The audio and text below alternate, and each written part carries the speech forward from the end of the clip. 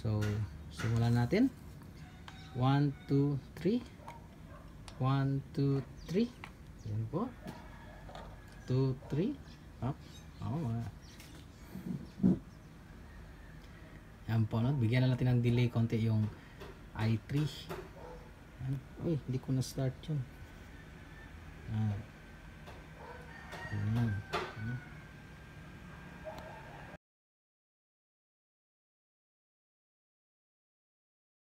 No po, ito po ay startup challenge, no? Startup ng dalawang router. Ito po ay i5. Ito po ay i3, no? Core i3 Intel po kaya. Ito ay G470, G460, G460. At ito po ay G570, no? 460 kasi 14 inch. Yan. Ito ay 15 inch, 570, 15 inch. Yan, okay. Simulan natin. Mahirapan ako nito kasi isa lang yung kamay ko. Try natin, no? Bigyan lang natin ng konting delay from right to left. Yan natin. Okay, 1, 2, 3 start. 1, 2, 3 start. Yan po, no? Natin.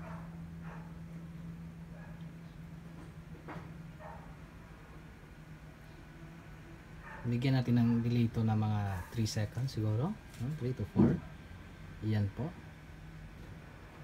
Okay.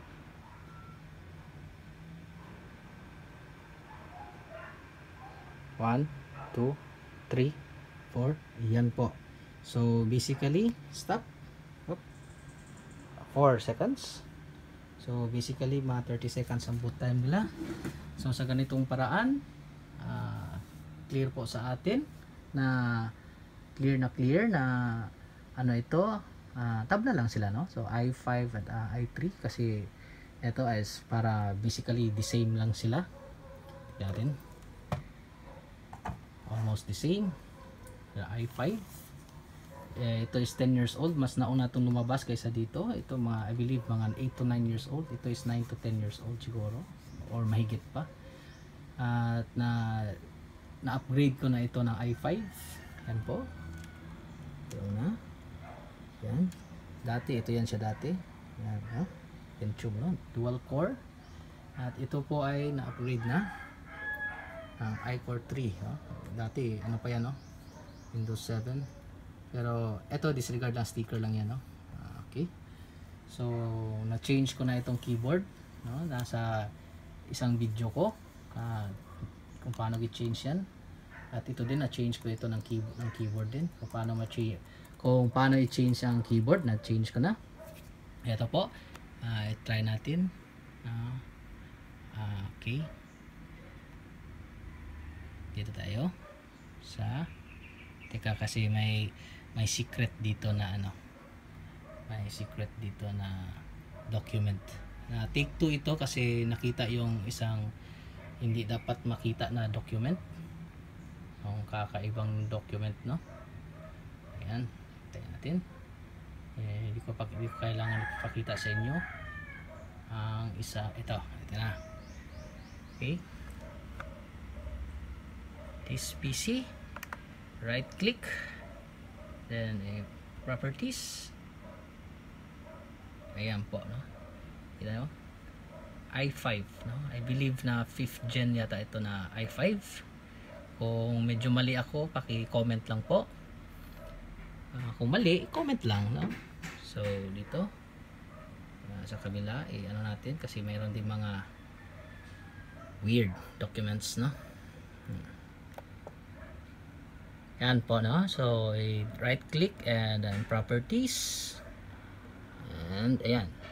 Intel i-Core 2330M, no? 2.20 GHz. Pero ito po, titingnan natin.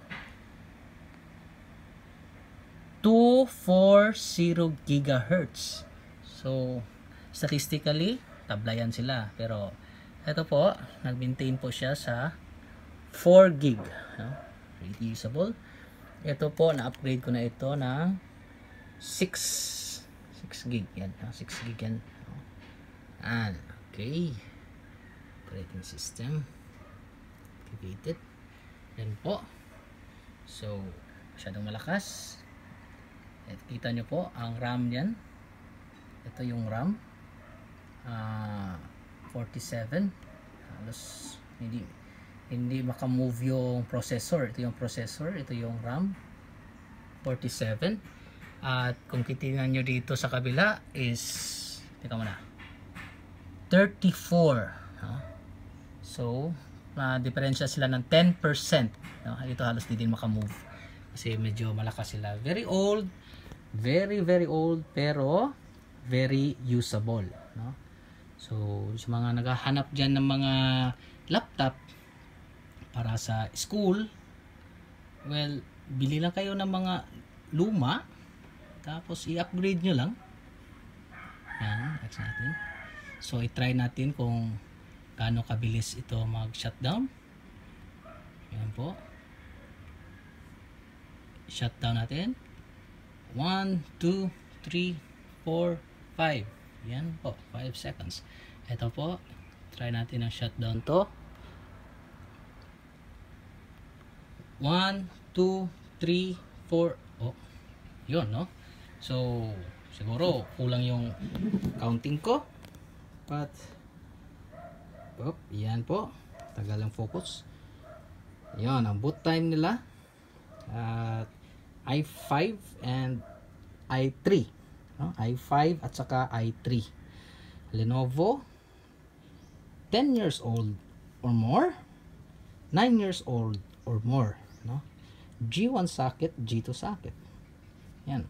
Kung may na-miss ako, kindly comment lang sa mga hindi pa nakasubscribe. Kung gusto niyo yung ganito na mga content, gawa tayo, no? Ito po ay patok sa panahon ngayon, yung naghahanap sa online school. Give you an idea na hindi lahat ng mahal ay maganda, no?